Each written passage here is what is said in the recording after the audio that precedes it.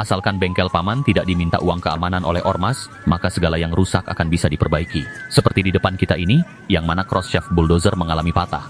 Menyambungnya dengan lem besi tentu tidak akan kuat. Agar cross shaft bulldozer dapat digunakan kembali, pemilik hanya bisa berharap paman berkacamata bisa memperbaikinya. Setelah paman mengencangkan cak penjepit dengan kekuatan penuh, maka proses pembubutan dapat dilakukan. Menghaluskan permukaan patahan menggunakan mata pahat, tentu saja dalam proses perbaikan kali ini memerlukan keahlian tingkat 8. Agar pengelasan dapat menjangkau permukaan dalam, maka kita perlu melakukan proses pembuatan bevel sederhana. Lalu menggunakan mata bor secara bertahap, melakukan proses pengikisan membuat lubang sambungan. Agar sambungan dapat bertahan hingga 1 kali pemilu, maka paman memilih potongan poros gigi ekskavator sebagai penghubung.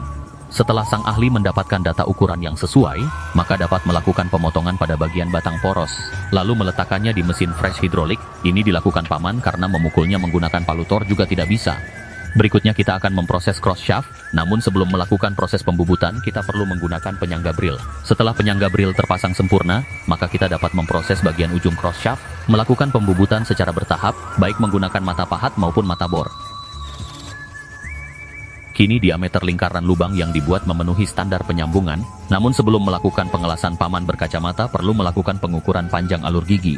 Dalam proses ini tentu saja memerlukan ketelitian dari paman berkacamata, sedikit saja paman lengah maka siap-siap mesin bubut diangkut oleh ormas.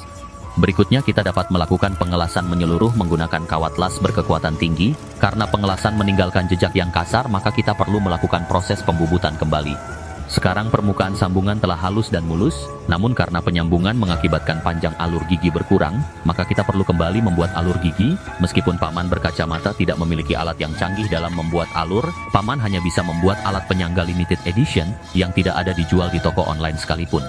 Meskipun alat ini sederhana, setidaknya sangat membantu paman dalam melakukan pekerjaan. Bagi paman asalkan bengkel tidak diganggu preman berkedok ormas, maka kreativitas dalam melakukan perbaikan akan selalu ada. Setelah semua baut dan mur dikencangkan, maka sang ahli perlu melakukan penyesuaian mata pahat bubut yang diletakkan di cak penjepit mesin bubut.